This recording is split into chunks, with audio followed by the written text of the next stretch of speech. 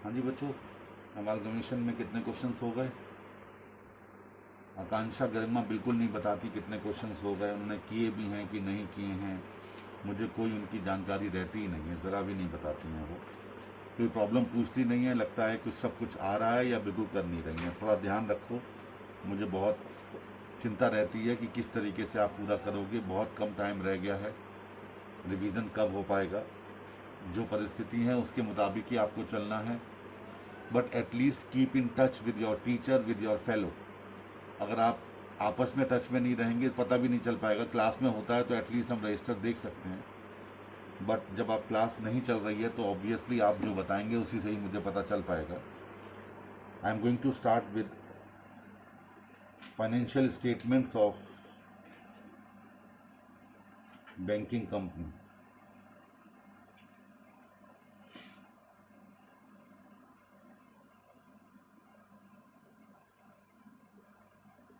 Practical के हिसाब से छोटा चैप्टर है, बहुत ज़्यादा इसमें कुछ ज़्यादा करने का नहीं है। प्रैक्टिकली थ्योरेटिकली अभी ऑडिट के क्लास में आपको बैंकिंग कंपनी के बारे में बहुत कुछ बताया गया है, इसलिए आपको ज़्यादा आसान भी रहेगा इसे समझना।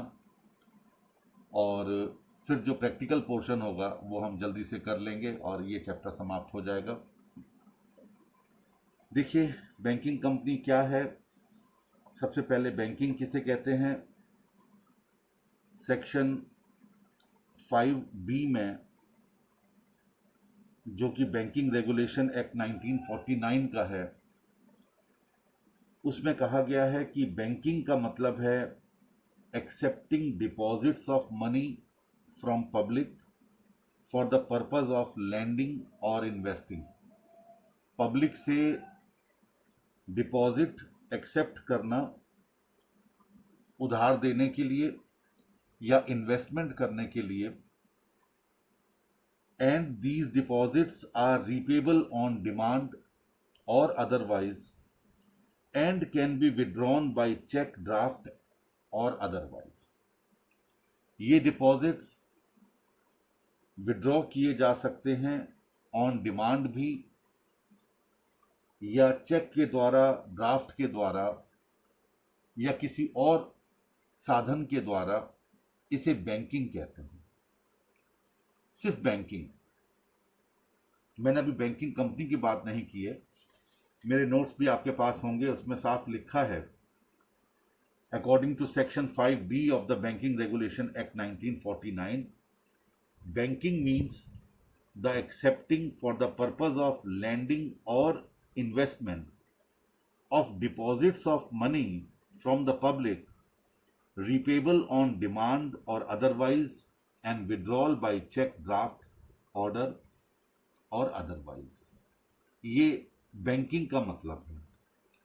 और बैंकिंग कंपनी क्या है। Any bank which transact this business as stated in section 5B of the act in India is called banking company। कोई भी ऐसा काम जो कोई कोई संस्था इंडिया में कर रही है उसे हम बैंकिंग कंपनी कहेंगे। However, merely accepting bank public deposits by a company for financing its own business shall not make it a bank। कोई भी कंपनी जो पब्लिक से डिपॉजिट एक्सेप्ट करती है लेकिन सिर्फ अपने बिजनेस को चलाने के लिए, उसे बैंक नहीं कहा जा सकता। और ये बैंकिंग रेगुलेशन एक्ट 1949 ये एप्लीकेबल नहीं है प्राइमरी एग्रीकल्चरल सोसाइटीज पर, कोऑपरेटिव लैंड मॉर्गेज्ड बैंक पर और एनी अदर कोऑपरेटिव सोसाइटी पर। ये एटलीस्ट कम से कम बैंकिंग कंपनी के बारे में कहा गया है। बैंक दो प्रकार के होते हैं, एक स्केड्यूल्ड कॉमर्शियल बैंक और दूसरे scheduled cooperative bank. Scheduled commercial bank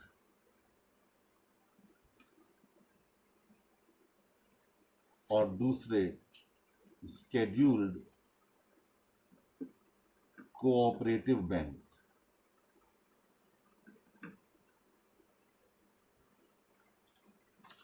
जहां तक कॉमर्शियल बैंक्स का सवाल है, इसके भी अपने कई टाइप्स हैं, और उन टाइप्स में जैसे नंबर 1 आता है नेशनलाइज्ड बैंक।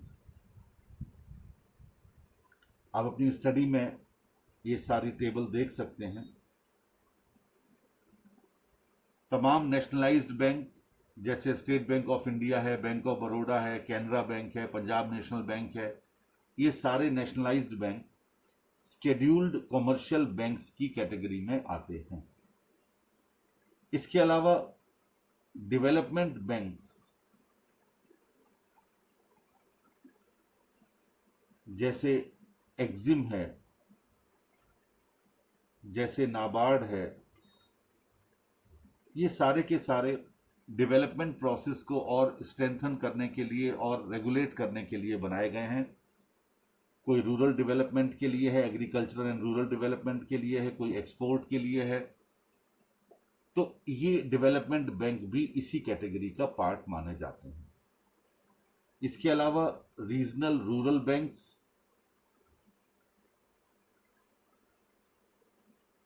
जैसे ग्रामीण बैंक्स होते हैं, ये भी शेड्यूल्ड कॉमर्शियल बैंक का हिस्सा है। फॉरेन बैंक्स और private sector banks. Private sector bank वो होते हैं जैसे आईसीआईसीआई है, एचडीएफसी है, ये प्राइवेट सेक्टर के बैंक्स हैं। कोटक महिंद्रा है, ये भी शेड्यूल्ड कॉमर्शियल बैंक्स के अंतर्गत आते हैं। ये शेड्यूल्ड बैंक्स वो होते हैं जिसमें कि रिजर्व बैंक ऑफ इंडिया का एक्ट है, उसके शेड्यूल में लिखे जाते हैं। और 1997 के बाद there is no non scheduled commercial banks existing in India. कोई भी ऐसा बैंक नहीं है जो कि नॉन शेड्यूल्ड बैंक है, जो कि बैंक की सूची में शामिल नहीं है। वो बैंक जो शेड्यूल्ड बैंक होते हैं, उनकी 2 शर्तें हैं। पहली शर्त है कि पेड अप कैपिटल और रिजर्व दोनों को मिलाकर के 5 लाख से कम नहीं होनी चाहिए, और any activity of the bank will not adversely affect the interest of depositors. Depositors के इंटरेस्ट में कहीं कोई भी ऐसी एक्टिविटी नहीं होनी चाहिए जिसकी वजह से उनके कहीं पर भी हितों में, डिपॉजिटर्स के इंटरेस्ट में कहीं चोट पहुंचती हो। जहां तक शेड्यूल्ड कोऑपरेटिव बैंक का सवाल है, इसमें स्टेट कोऑपरेटिव बैंक्स आ जाते हैं, स्टेट कोऑपरेटिव बैंक्स, और दूसरे अर्बन कोऑपरेटिव बैंक्स आ जाते हैं, अर्बन कोऑपरेटिव बैंक्स। तो इस तरीके से ये बैंक्स इतने प्रकार के हैं। आप ये मत कहिएगा कि आपको कोई अकाउंट्स में इसकी थ्योरी आएगी, ऐसा कुछ नहीं है। बट सिर्फ चूंकि चैप्टर की शुरुआत करनी है, इसीलिए हम इन चीज़ों को लेकर के चलते हैं। जहाँ तक सवाल है बैंकिंग कंपनी के बिजनेस का, बहुत सारा काम है उसका, आप अपनी स्टडी में ज़रूर पढ़ लीजिएगा। वो मेरा आउटलुक नहीं है, बस मुझे तो अकाउंट्स की तरफ चलना है। लेकिन फिर भी आपको एक बार कभी खाली बैठे हों तो देख लीजिएगा कि बैंक के कौन कौन से काम होते हैं, और कहीं ना कहीं इस्तेमाल हो ही जाते हैं ये चीज़ें। इसके बाद वापस आ जाइएगा अपने स्टडी में। सेक्शन 8 लिखा है प्रोहिबिशन ऑफ ट्रेडिंग। कोई भी बैंकिंग कंपनी डायरेक्टली और इनडायरेक्टली गुड्स का परचेज और सेल या बार्टरिंग नहीं कर सकती। हाउएवर इट में बाई, सेल और barter in connection with the bills of exchange received for collection और नेगोशिएशन। जो बिल्स ऑफ एक्सचेंज होते हैं वो ये कर सकती है, एक दूसरे को परचेज कर सकती है या एक दूसरे को ये दे सकती है। लेकिन जहाँ तक सवाल है गुड्स का, ये गुड्स का परचेज और सेल नहीं कर सकती। ये ध्यान रखिएगा, उसको इस बात पर रेस्ट्रिक्शन है, प्रोहिबिशन है। सेक्शन 9 में कहा गया है कि बैंक के पास जितने भी नॉन बैंकिंग असेट्स होती हैं, नॉन बैंकिंग असेट्स क्या हैं? वो इमूवेबल प्रॉपर्टी जो बैंक ने एक्वायर कर ली हैं उन लोगों से जो अपना पेमेंट नहीं कर पाए लोन का, तो बैंक सिक्योरिटी के तौर पर जो असेट्स रखी गई होती हैं उनको एक्वायर कर लेती है, लेकिन बैंक अपनी एक्विजिशन की डेट से 7 साल में ही विद इन 7 ईयर्स इन असेट्स को डिस्पोज ऑफ करना ही होगा। The Reserve Bank of India at its discretion can extend this period not exceeding 5 years where it is satisfied that such extension would be in the interest of the depositors of the banking company। यानी RBI इसे 5 साल के लिए और बढ़ा सकता है अगर वो ये समझता है कि ऐसा बढ़ाना डिपॉजिटर्स के हित में है। सेक्शन 10 में मैनेजमेंट के बारे में बताया गया है कि किसी भी बैंक का मैनेजमेंट बोर्ड ऑफ डायरेक्टर्स के अंडर में आता है और बैंक में 51%,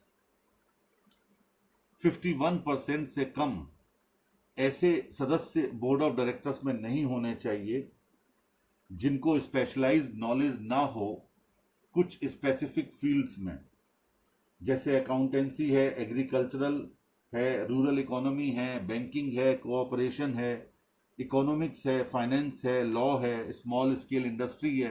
यानी इन चीज़ों में कम से कम 51% लोग एक्सपर्ट होने चाहिए बोर्ड ऑफ डायरेक्टर्स में। जब बैंक अपना बोर्ड ऑफ डायरेक्टर्स बनाता है तो वहाँ पर ये चीज़ें मेंशन कर देता है कि एटलीस्ट 51% लोग इन क्षेत्रों में से किसी न किसी क्षेत्र से कनेक्टेड होने चाहिए, जिससे कि बैंक को उनकी एक्सपर्टीज का बेनिफिट मिलता रहे। जहां तक सेक्शन 11 का सवाल है बैंकिंग रेगुलेशन एक्ट में, तो उसमें कैपिटल और रिजर्व्स के बारे में बताया गया है। यहां मैंने एक टेबल बना रखी है। वो कंपनियां जो भारत के बाहर इनकॉर्पोरेट हुई हैं और वो कंपनी जो भारत में इनकॉर्पोरेट हुई हैं उनकी पेड अप कैपिटल यानी maximum aggregate value of paid up capital and reserves आपको टेबल के माध्यम से दिए गए हैं। यहाँ एक बात और समझ लीजिएगा कि मुंबई और कोलकाता में अगर ब्रांचेस होती हैं तो वहाँ ज़्यादा कैपिटल होना ज़रूरी है, और अगर इन दोनों जगह पर ब्रांचेस नहीं हैं तो फिर वहाँ पर हमारे लिए कैपिटल और रिजर्व्स की अमाउंट कम है। तो सबसे पहले लिखा हुआ है incorporated outside India having a place और places of business in the city of Mumbai और कोलकाता और बोथ 20 लाख रुपए होनी चाहिए, और नॉट हैविंग ए प्लेस और places of business in the city of Mumbai और कोलकाता और बोथ 15 लाख उसकी कैपिटल और रिजर्व्स टोटल होनी चाहिए। और अगर वो कंपनी जो इंडिया में इनकॉर्पोरेट हुई हैं उनके लिए अगर इन दोनों जगहों पर उनकी ब्रांचेस हैं तो वहाँ पर 10 लाख रुपए है, और अगर इन दोनों जगहों पर उसकी ब्रांचेस नहीं हैं तो हर स्टेट में हर प्लेस के लिए 1 lakh rupees plus 10,000 for each of other places of business in the district उन्हें ब्रांचेस के पेड अप कैपिटल और रिजर्व्स के रूप में इतना अमाउंट रखना होगा। ये आपके स्टडी में भी दिया गया है, स्टडी मेरे सामने है, इसमें ये वाली सारी बातें पेज नंबर 8.10 और 8.9 पर दी गई हैं। तो इनको एक बार जो है हम आराम से पढ़ लेंगे, लेकिन कोई प्रैक्टिकली इनका यूज़ नहीं है, इसलिए इस पर बहुत ज़्यादा मैं एम्फेसाइज नहीं कर रहा हूँ। जहाँ तक सवाल है, ये बाकी सेक्शन सब छोड़ दीजिएगा। सेक्शन 12, 13, 14, 15 इन सब का कोई विशेष महत्व नहीं है। बस इतना समझ लीजिएगा कि रिजर्व फंड का सवाल है, every company incorporated in India is required to create a reserve fund. एक रिजर्व फंड उसे क्रिएट करना होगा सेक्शन 17 के मुताबिक, ये लिखा है section 17, and to transfer at least 20% of its profit. यहाँ 25 है, ये घट करके 20% हो गया है, यहाँ 20% कर लीजिएगा। 20% of its profit to the reserve fund, and section 29 के मुताबिक जो P&L अकाउंट बनेगा उसी के आधार पर ये जो है उसे 20% रिजर्व फंड में ट्रांसफर करना पड़ेगा। इसके अलावा कैश रिजर्व हर कंपनी को, बैंकिंग कंपनी को एक कैश रिजर्व मेंटेन करना पड़ता है। उसके पीछे एक रीजन है कि जिस तरीके से हमारे घर के बुजुर्ग कहा करते थे पहले कि घर में जितना पैसा कमाया जा रहा है उसका एक हिस्सा उन्हें दिया जाए। ये हमारे पुराने फैमिलीज में अगर आप देखेंगे तो ये चीजें वहां हैं कि बेटों को उन्होंने बिजनेस संभाल दिए, बेटे बिजनेस कर रहे हैं, लेकिन घर के बुजुर्ग कहते हैं कि आप जितना प्रॉफिट कमा रहे हैं उसमें से इतना % हमको हर महीने देते रहिए। तो वो अपने लिए नहीं लेते, वो अपने पास रखते हैं, और जब उनके बेटों पर कोई ऐसी विपदा आ जाती है व्यापार में, या कोई अनएक्सपेक्टेड इवेंट हो जाती है, तो वो जो पेरेंट्स घर के बैठे हैं उन्होंने जो अपने बेटों से पर मंथ पैसा छोटा छोटा लिया था वो उठा करके अपने बच्चों को पकड़ा देते हैं कि ये लो, जहां परेशानी आ रही है वहां काम चलाओ। उसी प्रकार जितने भी बैंक्स काम कर रहे हैं इनका पेरेंट है रिजर्व बैंक ऑफ इंडिया। तो रिजर्व बैंक ऑफ इंडिया अपने सारे बैंक से कहता है कि जितना जितना आपकी डिमांड लायबिलिटीज और टाइम लायबिलिटीज हैं, जितना पैसा आपको मिल रहा है अलग अलग योजनाओं से, किसी के सेविंग बैंक अकाउंट है, किसी का रेकरिंग बैंक अकाउंट है, किसी का फिक्स डिपॉजिट है, किसी के कैश सर्टिफिकेट्स हैं, तमाम तरह के बैंक की योजनाएं होती हैं। उसमें जितना पैसा आ रहा है उसका एक पार्ट, एक छोटी सी % मुझे देते चलो, मैं अपने पास रखूंगा, और जब आपका वक्त पे कोई परेशानी आएगी तो मैं वो पैसा आपको निकाल कर दे दूंगा। तो बैंकों को अपने इन डिमांड और टाइम लायबिलिटीज का एक पर्टिकुलर % रिजर्व बैंक को देना होता है। अब आप कहेंगे कि क्या हर बैंक का मैनेजर शाम को अटैची भर के रिजर्व बैंक में जमा करने जाता है? आगरा में तो रिजर्व बैंक की कोई ब्रांच ही नहीं है, तो क्या वो रिजर्व बैंक के खाते में पैसा जमा करते हैं? ऐसा नहीं है। रिजर्व बैंक ने कहा कि हमारे पास डेली मत आओ, आप रास्ते में लूट लेंगे चोर आपको, आप अपने यहां मेरे नाम की एक गोलक रख लो और उस गोलक में पैसे डालते रहा करो मेरे नाम के, रोज रोज देने थोड़ी आओगे मुझे। तो उस गोलक का नाम है SLR और CRR, या CR मान लीजिए, यानी स्टैट्यूटरी लिक्विडिटी रेशियो और कैश रिजर्व रेशियो। दरअसल ये वो गोलक हैं जो कि RBI के नाम से हर बैंक को बनानी पड़ती हैं, और अपने जितना पैसा उसके पास आता है उसका एक सर्टेन अमाउंट उसमें वो ट्रांसफर करते रहते हैं, और ये रिजर्व रेशियो बदलता रहता है। आज की डेट में जहां तक कैश रिजर्व का सवाल है, जो आपको अडॉप्ट करना पड़ेगा वो है 4%, यानी जितना भी आपकी डिमांड और टाइम लायबिलिटीज हैं उसका 4% ही CRR आपको मेंटेन करना पड़ेगा। यानी 4% आपको हर वर्ष ट्रांसफर करना पड़ेगा। और ये हर वर्ष नहीं, बल्कि जो हर महीने का लास्ट फ्राइडे होता है, हर महीने का भी नहीं, फोर्टनाइटली, पखवाड़े का, 15 दिन का, उस दिन जितना होगा रकम आपकी, उसका 4% आपको मेंटेन करना पड़ेगा सीआरआर। ये लिखा हुआ है, every non scheduled bank has to maintain a cash reserve at least to the extent of particular percentage prescribed to its demand and time liabilities in India on the last Friday of the second preceding fortnight। यहां नवंबर 2013 दिया गया है, आपके circular है, और आपकी study में फरवरी 9 2013 दिया गया है। सीआरआर 4% है और एसएलआर आपका बदल गया है, अब 23% नहीं रहा, इसकी जगह अब 18% है। ये बार बार बदलता रहता है, इसलिए आपको एग्जाम से पहले तो प्रैक्टिस मैनुअल आया करते थे, पीएम कहते थे उसे। अब वो पीएम आएगा कि नहीं आएगा पता नहीं, लेकिन उस पीएम में सारे अमेंडमेंट आते थे। अब तक तो आ जाना चाहिए पीएम। ऑनलाइन आप एक बार चेक कर लीजिए, पहले तो बाकायदा आता था, तो ऑनलाइन चेक कर लीजिए, उसमें जो भी चेंजेस होंगे उस आधार पर आपको ये तय करना है। लेकिन 18% है एसएलआर और 4% है सीआरआर। क्या क्या होती हैं डिमांड एंड टाइम लाइबिलिटीज?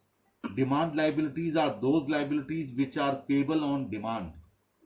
जैसे करेंट डिपॉजिट है, demand liabilities portion of saving bank deposit. अब आप कहेंगे डिमांड पोर्शन कौन सा होता है?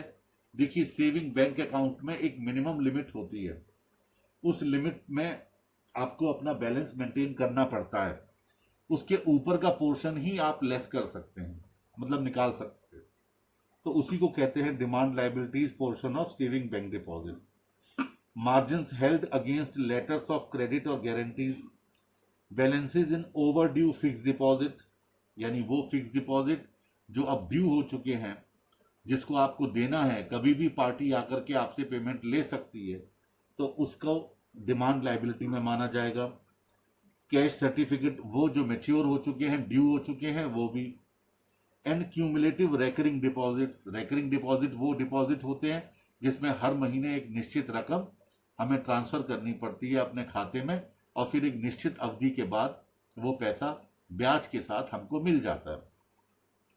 तो वो जो ड्यू हो चुके हैं उसे डिमांड लाइबिलिटी कहेंगे। Outstanding telegraphic transfers, demand draft, unclaimed deposit, credit balance in the cash credit account and deposit held as security for advances payable on demand. ये जितने भी हैं, इसका मतलब ये हो गया कि जब कोई पैसा हमें कस्टमर की डिमांड करने पर पे करना पड़ता है, उसे डिमांड लाइबिलिटी कहते हैं।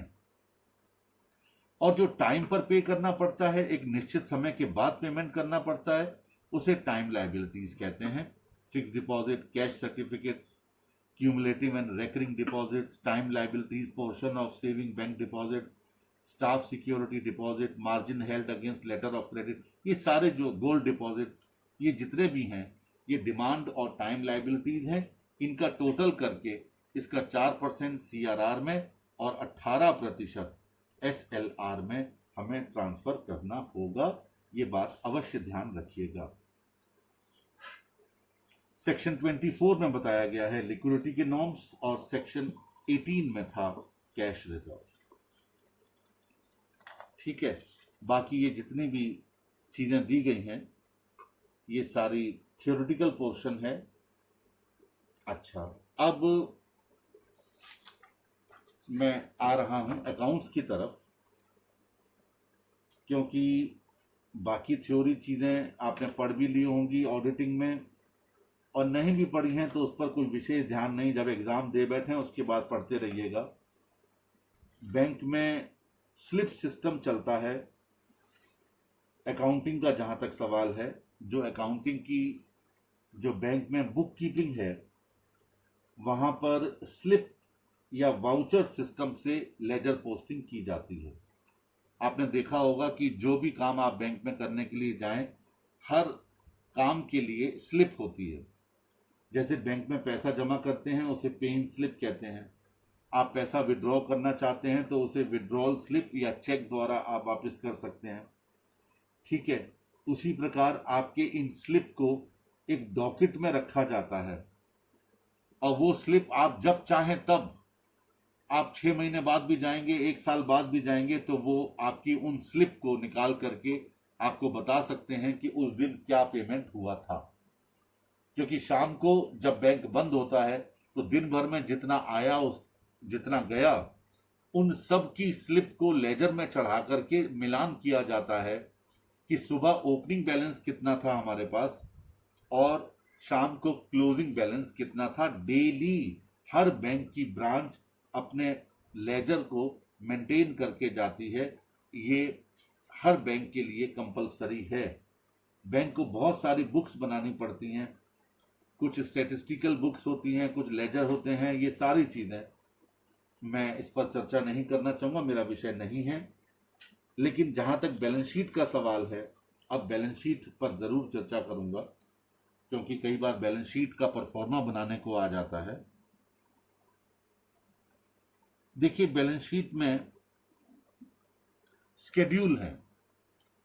अगर आप कंपनी की बैलेंस शीट बनाते हैं तो वहां पर नोट्स टू अकाउंट बनते हैं, पहला, दूसरा, तीसरा, चौथा, और वो नोट्स टू अकाउंट फिक्स नहीं है। अगर शेयर कैपिटल में आपकी खाली इक्विटी कैपिटल है तो उसका नोट नहीं बनेगा, और अगर इक्विटी कैपिटल के अलावा प्रेफरेंस कैपिटल भी है तो वहां नोट बनेगा। तो कभी कभी कैपिटल में नोट नंबर 1 बनता है, कई बार रिजर्व्स एंड सरप्लस में नोट नंबर 1 बनता है। तो वहां पर जिसमें एक से ज्यादा आइटम होते हैं वहीं से नोट बनना शुरू हो जाता है। लेकिन बैंकिंग कंपनी की बैलेंस शीट में स्केड्यूल्स हैं। स्केड्यूल 1 है, 2 है, 3 है, 4 है, 5 है।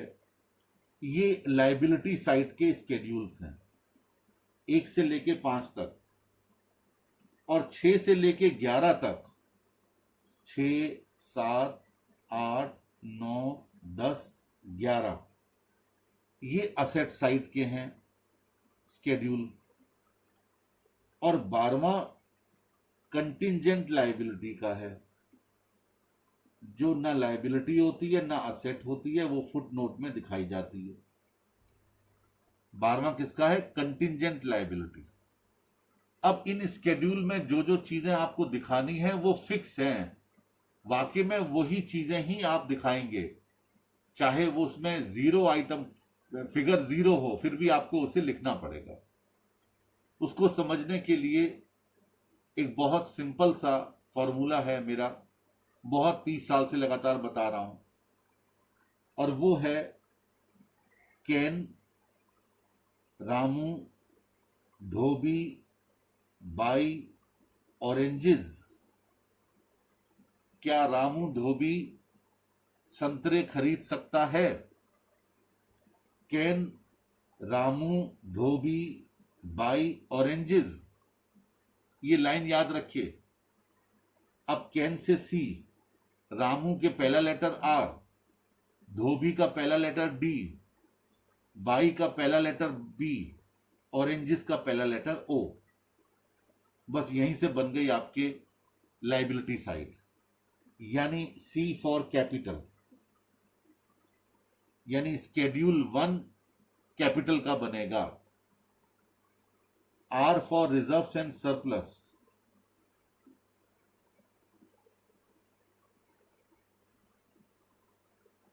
डी फॉर डिपॉजिट्स, जो पब्लिक डिपॉजिट्स होते हैं, बी फॉर बोरोइंग्स, जो बैंक लोन लेता है न कि देता है, और O for other liabilities and provisions,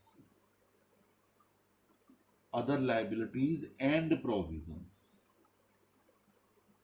लीजिए, लायबिलिटी साइड बनकर तैयार हो गई। ये जुमला याद रखिए, can Ramu dhobi buy oranges. क्या रामू धोबी ऑरेंज परचेज कर सकता है, बाई कर सकता है? चलिए, ये तो लायबिलिटी साइड का हो गया जुमला। अब असेट साइड का क्या है? CBI A fraud organization. CBI a fraud organization, यानी CBI एक फ्रॉड ऑर्गेनाइजेशन है, कपटी है, कपटी। अब आप कहेंगे सर इसको भी एब्रीविएट कर दीजिए, तो स्केड्यूल 6 में आ गया cash and balances with RBI, cash and balances with RBI। इसके बाद बी से आ गया balances with banks and money at call and short notice, short notice पर या कॉल पर जो पैसा और जो दूसरे बैंक हैं उसमें हमारा पैसा, वो बी हो गया। आई तो बड़ा सिंपल है, इन्वेस्टमेंट, जो बैंक ने इन्वेस्टमेंट कर रखा है। ए फॉर एडवांसेस, जो बैंक ने लोगों को एडवांस दे रखा है।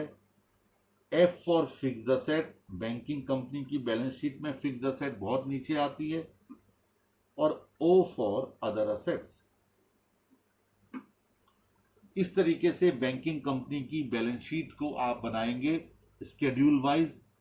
हो सकता है किसी स्केड्यूल में कोई फिगर ना हो, कोई बात नहीं, फिगर ना होने के बाद भी आप अपनी बैलेंस शीट में उस आइटम को अपने स्केड्यूल पर जरूर दिखाएंगे। तो कुल मिलाकर के 5 लायबिलिटी साइड के स्केड्यूल हैं, 6 से लेकर के 11 यानी 6 असेट साइड के हैं, और 12वां कंटिंजेंट लायबिलिटी का है। ये आपको ध्यान में रखना है। ठीक हो गया। अब इन्हीं को आगे बढ़ाते हुए प्रॉफिट एंड लॉस अकाउंट की बात करेंगे, जो फॉर्म बी में बनाया जाता है और बैलेंस शीट फॉर्म ए में बनाई जाती है। फॉर्म ए प्रिस्क्राइब्ड परफॉर्मा होता है, तो बैंकिंग रेगुलेशन एक्ट 1949 में ए फॉर्म और बी फॉर्म बनाया गया है। तो ए में तो बैलेंस शीट और बी में प्रॉफिट एंड लॉस अकाउंट बनाया जाता है। और वहां स्केड्यूल 13, स्केड्यूल 14, 15, 16, 17 और 18 ये स्केड्यूल्ड हैं P&L में। आप कहेंगे सर इसमें भी कोई कहानी है? इसमें कोई कहानी नहीं है, क्योंकि छोटे छोटी 2 बातें हैं इनकम साइड में और 4 बातें हैं एक्सपेंसेस साइड में। क्या है इनकम साइड में? स्केड्यूल 13 में आप दिखाएंगे इंटरेस्ट अर्न्ड। हमेशा याद रखिएगा कि बैंक की इनकम का सबसे बड़ा सोर्स होता है जब वो इंटरेस्ट अर्न करता है अपने लोन पर जो उसने पब्लिक को दिया होता है। और स्केड्यूल 14 में हम दिखाएंगे अदर इनकम। ये 2 स्केड्यूल हो गए प्रॉफिट एंड लॉस अकाउंट में, जो इनकम साइड में दिखाए जाते हैं।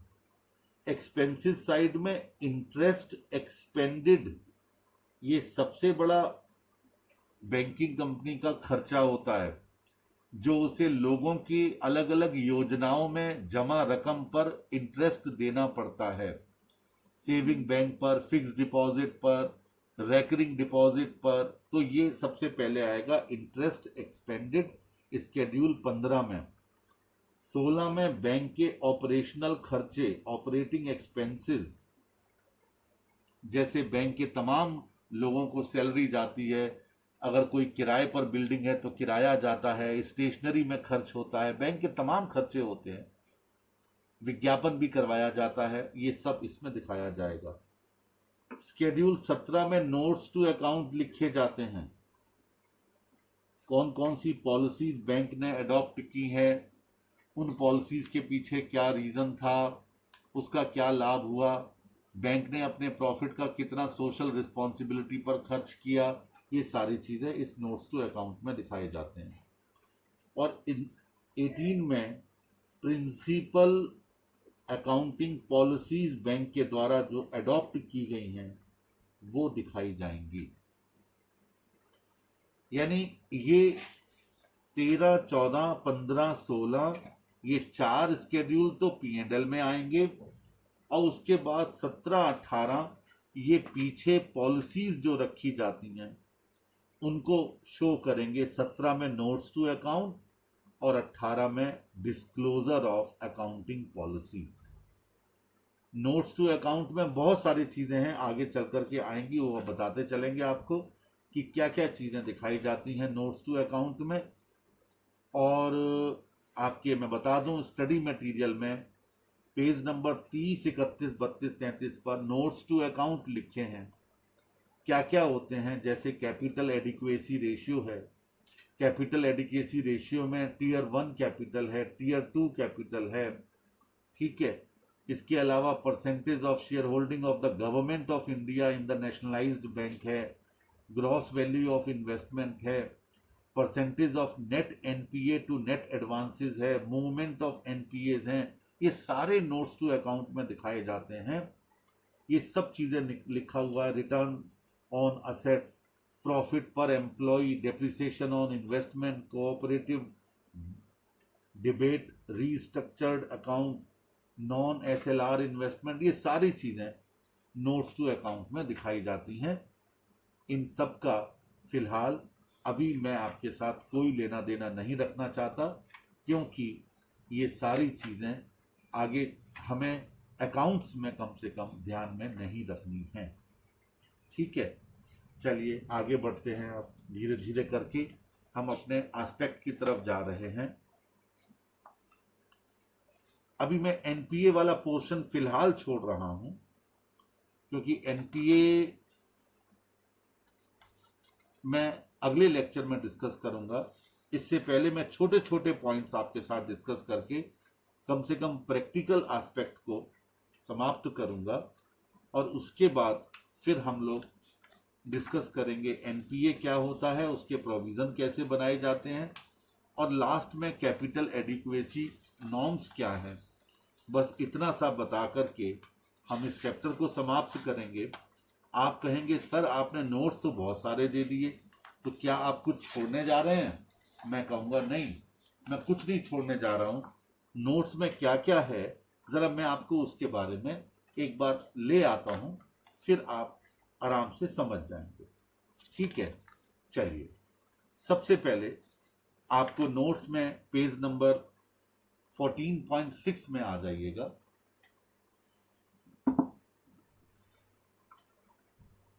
यहां पर कहा गया है calculation of the amount of interest earned and other income and interest expanded. आप कैसे कैसे स्केड्यूल बनाएंगे उसके बारे में कहा गया।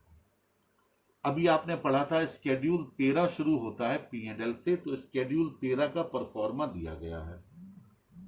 इंटरेस्ट अर्न्ड के बारे में होता है साहब ये स्केड्यूल 13 आपको बताया गया। उसमें ये बात जैसे कंपनी में होती है कि करेंट ईयर और प्रीवियस ईयर के डेटा हमें दोनों दिखाने पड़ते हैं, दोनों कॉलम यहां बने हुए हैं। और देखिए क्या क्या लिखा हमने इसमें, इंटरेस्ट, डिस्काउंट ऑन एडवांसेस और bills, income on investment, interest on balances with RBI and other inter bank funds और अदर्स। 4 इंटरेस्ट इसमें शामिल किए। एक तो वो जो हमने इंटरेस्ट प्राप्त किया है अपने लोन पर, एडवांसेस पर और बिल्स पर। इसके अलावा इन्वेस्टमेंट अगर हमने कर रखा है तो उस पर जितना हमको इनकम हुई। तीसरा, आरबीआई के पास जितना पैसा हमारा जमा रहता है और दूसरे बैंक्स के पास जितना पैसा जमा रहता है उस पर भी हमें ब्याज मिलता है। तो वो सारी चीजें इस स्केड्यूल में दिखा दी गई। तो ये बन गया इंटरेस्ट अर्न्ड का स्केड्यूल नंबर 13। थोड़ा ध्यान रखिएगा, कई बार एग्जाम में बनाने को आ जाते हैं, तो तैयार रहिए कौन कौन सी चीजें इसमें आती हैं। ये 4 दी गई हैं। क्वेश्चन कभी होगा तो उसे एक बार जरूर पढ़ लीजिए। इसके अलावा स्केड्यूल 14 अगले पेज पर आ जाइएगा। वहां अदर इनकम क्या क्या है, कमीशन, एक्सचेंज एंड ब्रोकरेज। कई ऐसे काम होता है बैंक के फंक्शंस में आपने पढ़ा होगा छोटी क्लासेस में कि बैंक हमारे लिए एक एजेंट का भी काम करता है। Bank is also worked as an agent for the customers. तो वो एजेंट होने के नाते बहुत सारे ऐसे काम करता है जहां बैंक को कमीशन मिलता है, ब्रोकरेज मिलती है। तो वो देखिए सबसे पहले अदर इनकम में दिखा रखा है। Profit on sale of investment, अगर कोई इन्वेस्टमेंट बेचा है, प्रॉफिट हुआ है तो वो ले लिया जाएगा, और किसी इन्वेस्टमेंट को बेच करके लॉस हुआ है तो वहीं घटा दिया जाएगा। Profit on revaluation of investment, investment का आपने रीवैल्यूएशन किया है, उसका प्रॉफिट, उसमें से लॉस घटा दिया जाएगा। Profit on sale of land, building and other assets, loss इसी में से घटा दिया जाएगा। Profit on exchange transactions, loss इसी में से। ये वो ट्रांजैक्शंस होते हैं जो फॉरेन करेंसी में किए जाते हैं। Income earned by way of dividend etcetera from subsidiaries company और जॉइंट वेंचर अब्रॉड और इन इंडिया। किसी भी तरह की अगर आपने सब्सिडरी कंपनी में इन्वेस्टमेंट कर रखा है तो वहां से जितना आपको डिविडेंड प्राप्त होगा वो भी सारा का सारा अदर इनकम में दिखाया जाएगा। और मिसलेनियस इनकम, इन सब का टोटल स्केड्यूल 14 में आपके मेन P&L अकाउंट में दिखाया जाता है। स्केड्यूल 15 में इंटरेस्ट एक्सपेंडेड, क्या क्या, interest on deposit, interest on RBI interbank borrowings और अदर्स। ऑपरेटिंग एक्सपेंसेस, बैंक के ऑपरेटिंग एक्सपेंसेस कौन कौन से होते हैं? Payment to and provisions for employees, rent, taxes and lighting, printing and stationery, advertisement and publicity, depreciation on bank property, directors fees, allowance and expenses, auditors fees, expenses including branch auditors, law charges, postage, telegram, telephones, repairs and maintenance, insurance and other expenditure, ये सारे के सारे operating expenses हैं। और इसके बाद बेटे नीचे लिखा गया calculation of the amount of provisions and contingencies, जो प्रोविजन बनाएंगे वो आपको हम बताएंगे फिलहाल, वो भी शो किए जाते हैं प्रोविजंस के नाम से। कब कब बनाए जाएंगे वो आपको बताया जाएगा। नीचे P&L का परफॉर्मा दे दिया गया। Interest earned 13 schedule, other income 14, expenditure में इंटरेस्ट एक्सपेंडेड 15 और operating expenses 16। Provisions and contingencies यहां पर दिखाए जाते हैं बिना स्केड्यूल के। इसके बाद बचा प्रॉफिट एंड लॉस। इनकम में से एक्सपेंसेस घटाने के बाद इस प्रॉफिट एंड लॉस में पिछले वर्ष का प्रॉफिट एंड लॉस का क्रेडिट बैलेंस या डेबिट बैलेंस हमने ब्रॉड फॉरवर्ड कर दिया, टोटल आ गया। और फिर हो गया appropriation, transfer to statutory reserve SLR, वही 18%, यहाँ 25% लिखा हुआ है, ये वो 25% है, एक मिनट काटिए मत, जो कि हमें रिजर्व फंड में हर बार ट्रांसफर करना पड़ता है, तो ये 25% तो सही है, इसको मत काटिएगा। Transfer to other reserves, transfer to government and proposed dividend and balance carried over to the balance sheet, बचा हुआ बैलेंस शीट में हम ले जाते हैं। इसके बाद आ गया बैलेंस शीट का proforma, can Ramu dhobi buy oranges आ गया, और CBI ए फ्रॉड ऑर्गेनाइजेशन ये आ गया। कंटिजेंट लाइबिलिटी 12 नंबर में दिखा दी स्केड्यूल में, बिल फॉर कलेक्शन, ये आमतौर पर हर बैंक में कंटिजेंट लाइबिलिटी होती है, वो बिल जो कलेक्शन के लिए आए हैं लेकिन अभी तक उसकी मैच्योरिटी डेट नहीं आई, तो ऐसे बिल फॉर कलेक्शन को हम क्या मानते हैं? कंटिजेंट लाइबिलिटी के रूप में मानते हैं। अब इन सब के डिटेल स्केड्यूल दिए गए हैं। स्केड्यूल 1 में कैपिटल, स्केड्यूल 2 में रिजर्व्स एंड सरप्लस। अब देखिए रिजर्व्स एंड सरप्लस में statutory reserve, opening balance, addition during the year और deduction during the year. Capital reserve में ऐसे ही opening balance, addition, deduction. Share premium, opening balance, addition, deduction.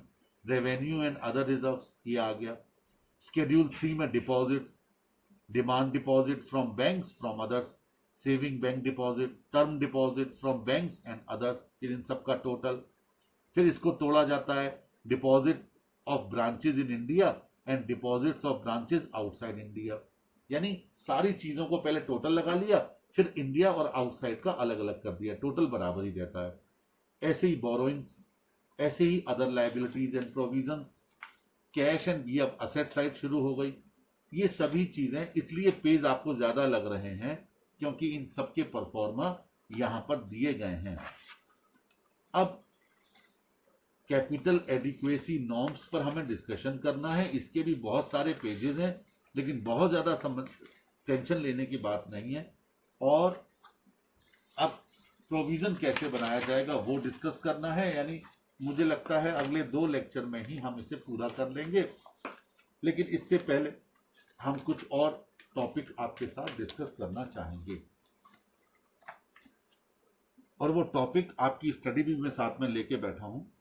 Unit 3 अभी छोड़ दीजिए, कैपिटल एडिक्वेसी नॉर्म्स की है, ये मैं करवाऊंगा अगले लेक्चर में। इसके अलावा यूनिट 4 भी अभी छोड़ दीजिए, ये प्रोविजंस बनाने की है, ये भी मैं करवाऊंगा। दोनों ही करवाऊंगा, कल के लेक्चर में ही करवाऊंगा, आप चिंता ना करें। और इसके बाद मुझे अब लेना है आपके स्टडी मटेरियल की यूनिट 5। 3 और 4 मैंने अभी छुड़वाई हैं, मैं वो कल के लेक्चर में रिकॉर्ड करूंगा। यूनिट 5 में है some special transactions of bank, bank के सम स्पेशल ट्रांजैक्शंस, ठीक है, वो कर लेंगे हम लोग अभी। तो फिर 2 पॉइंट जो बाद में रह जाएंगे वो आराम से अगले लेक्चर में रिकॉर्ड हो जाएंगे। इसके बाद आपको स्टडी से ही करना है। यूनिट 6 में preparation of financial statements of bank है, तो ये चीज़ें आपको अब मेरी बुक में से जो क्वेश्चन कर सकते हैं वो करेंगे, लेकिन स्टडी के सारे क्वेश्चंस करेंगे, ये याद रखिएगा। स्टडी में से कुछ भी नहीं छोड़ना, क्योंकि स्टडी में से 40% कई बार एग्जाम में रिपीट हो जाता है। तो इसीलिए ध्यान रखना है कि कहीं कुछ रह ना जाए। आप स्टडी में से सारे क्वेश्चंस करेंगे। चलिए अब आइए सम स्पेशल ट्रांजैक्शंस।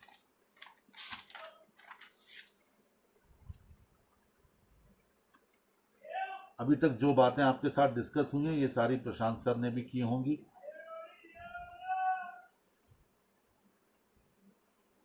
और जो बातें रह गई हैं वो भी उन्होंने की होंगी, तो आपका रिपीटिशन हो जाएगा। सम स्पेशल ट्रांजैक्शंस, सबसे पहला है बेटे बिल फॉर कलेक्शन।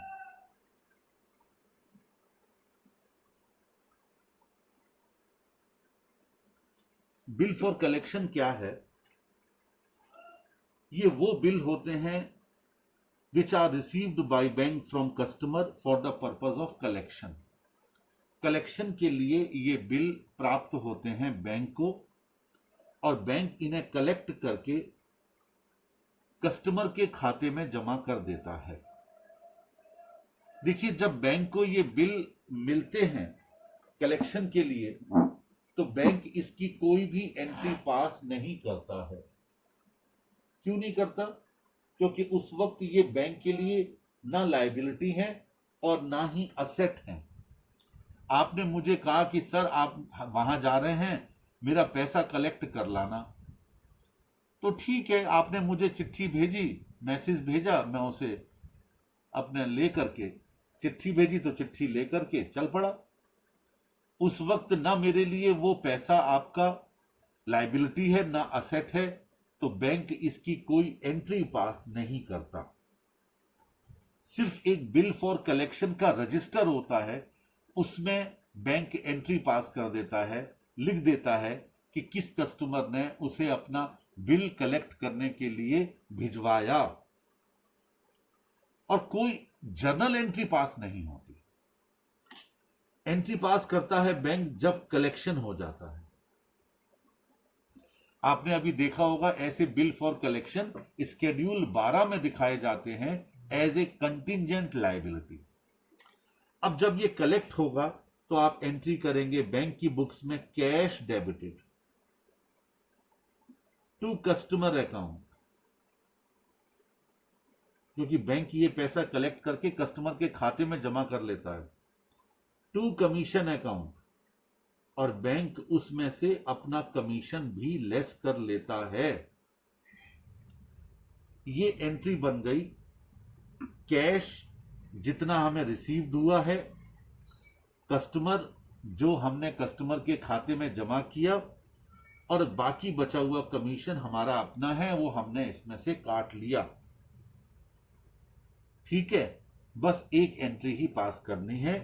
जहां तक इसके डिस्क्लोजर का सवाल है, ऐसे हम बिल फॉर कलेक्शन जिनकी मैच्योरिटी डेट अभी नहीं आती, कंटिंजेंट लायबिलिटी के तौर पर हम अपनी बुक्स में इसे शो करते हैं। बस इतना सा है। आप देखिए, मैंने टेबल के रूप में दिखा रखा है। मीनिंग क्या है, अकाउंटिंग ट्रीटमेंट क्या है, और डिस्क्लोजर कैसे किया जाएगा। बस आज मैं यहीं वाइंड अप कर रहा हूं। बहुत लंबा लेक्चर हो गया, क्योंकि फिर अपलोड होने में दिक्कत आती है। अभी ये मान के चलिए कम से कम 3 लेक्चर और मैं दूंगा बैंकिंग कंपनी के। अभी आपको आज क्या करना है, होमवर्क के तौर पर आप अपनी स्टडी में जाइए, और ये जो सम स्पेशल ट्रांजैक्शन मैंने शुरू किए थे, इन स्पेशल ट्रांजैक्शंस को खाली बिल फॉर कलेक्शन हुआ है इसका एक आध क्वेश्चन दिया गया हो तो वो देख लेना। और इसके बाद यूनिट 6 आपको देखनी है। यूनिट 6 जिसमें बैलेंस शीट और P&L अकाउंट के 2-4 क्वेश्चन दिए हैं करने के लिए। आप उसको देख लीजिए, भले ही मत करना लेकिन देख जरूर लीजिएगा, क्योंकि बहुत टाइम जाता है, एग्जाम में उसके आने के चांसेस भी कम रहते हैं। लेकिन एक बार आप देख लेंगे तो कम से कम ये क्लियरिटी आ जाएगी कि आप उन P&L और बैलेंस शीट को समझ गए। That's all.